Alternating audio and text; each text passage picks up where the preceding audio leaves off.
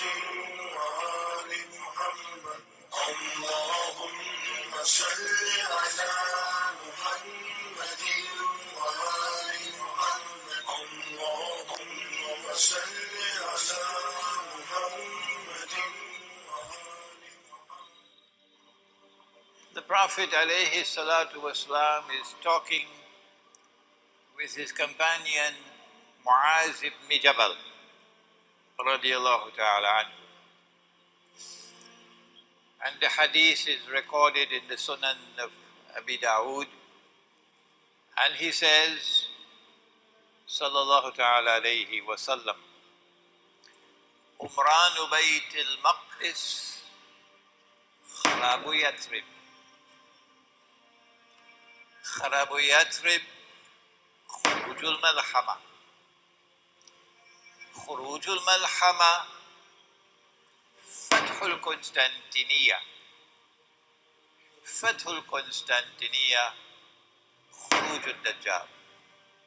And then he placed his hand on the knee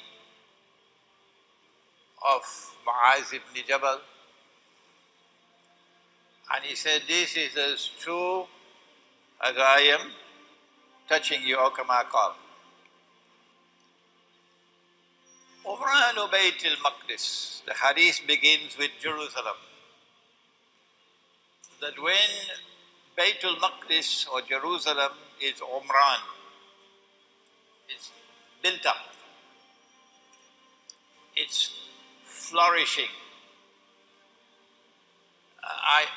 I would also describe it as it is in a state of ascendancy, it's rising. Kharabu Yathrib. At that time looked to see Medina in ruins, in a state of forlorn desolation, going down. This one going up, that one going down. When that happens, then the next great event that will take place in the world would be the Malhama.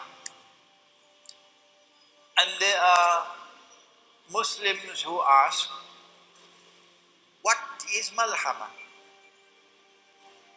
We have become so far away from knowledge of our deen that some people ask, what is Malhama? Is it a kind of jam? Murabba? Malhama is what the Christians refer to as Armageddon. The great war, the big war, the war of all wars. One of the major signs of the last day, and you know that there are 10, the companions of the Prophet ﷺ were sitting talking amongst themselves, hadith of Sahih Muslim, when he came and he asked, what are you talking about? And they said, we are talking about A'lamatu Sa'a, the signs of the last day, of the end time. And then he said, as only a prophet could say, the last day would not come until, and then he mentioned 10 signs. These have come to be known as the major signs. Number 4, Dukhan, smoke. And the Quran says that one day it's going to be plainly visible in the sky. So of these 10, I want to turn to the smoke. A nuclear war would be one in which nuclear powers will use every single nuclear weapon that they possibly can use. because it's going to be a fight to the finish. And so the world can now expect that if a nuclear war were to take place, excuse me, too late now to say if, rather it should be when the nuclear war takes place. The only ones who don't know that the nuclear war is coming are those, Roti Chanai, Tetari people.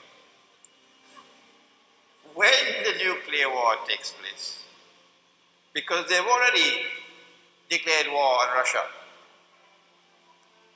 If you're living in France and Britain and in Western Europe, and if you don't know that your leaders have declared war on Russia, and the nuclear war is now inevitable, and when that nuclear war takes place, that thousands of nuclear weapons will explode. If you don't know that, then you are living in dreamland. And if you hope to survive in Western Europe, you're also living in dreamland. That's the price you pay for having Zionist rulers ruling over you. That's the price. I hope you're listening to me, Europe. I hope you're listening to me in Europe. And I hope you're listening to me in the United States and Canada. That is the price that you will pay for having those ruling over you, who are ruling on behalf of the Zionists. Who are Zionists? Because they have declared war on Russia. And the nuclear war is now inevitable. When it does take place, then I want to suggest to you tonight that the mushroom clouds which come from nuclear explosions, which will probably blot out sunlight, so that there will be no sunlight in the world. For how long, I don't know. The Christians speak of 3 days and 3 nights of no sunlight. But there's a hadith which speaks of 40. This is not my field.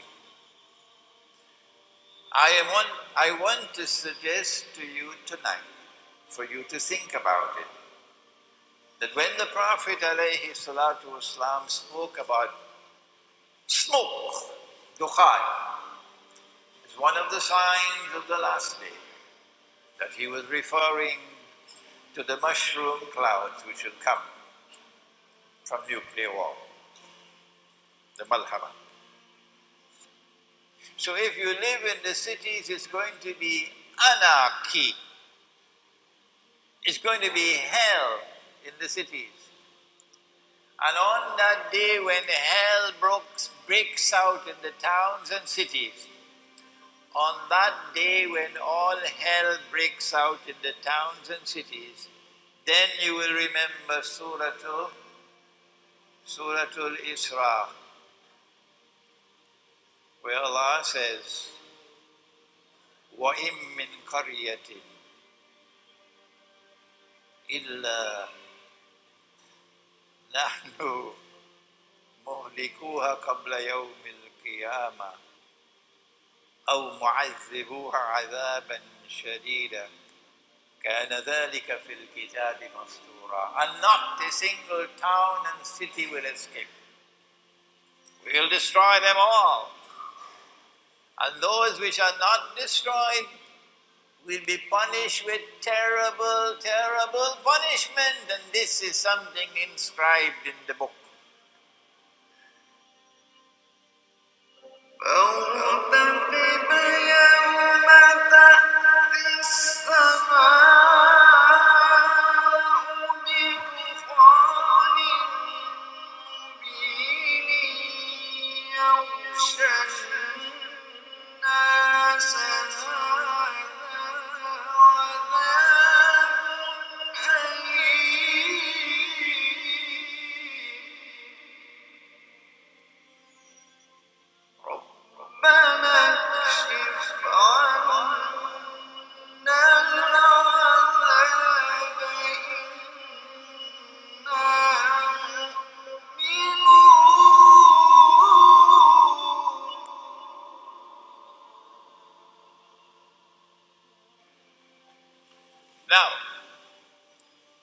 We therefore begin with Jerusalem. And we have to look to see Jerusalem rising. I wrote this book 13, 14 years ago, Jerusalem in the Quran. And we don't have the time tonight to go through the subject again, to trace the movement of Jerusalem. But we have this book in Bahasa as well, although many of you prefer to read it in English than in Bahasa, Malay. We don't have the time to trace the movement. That the Jews had been expelled,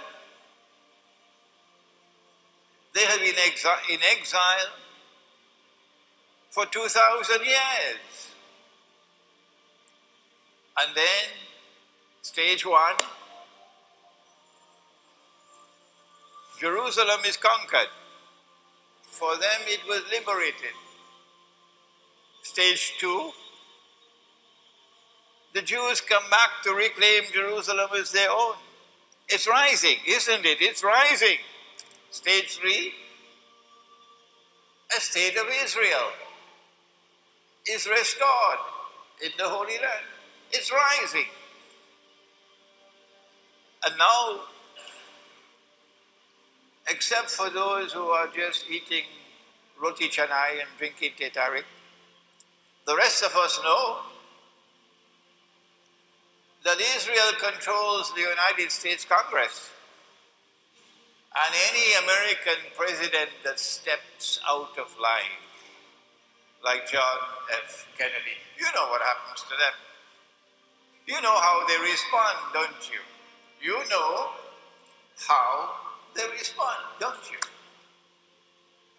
So this is evidence that Jerusalem is not only rising and ascending, it's way up.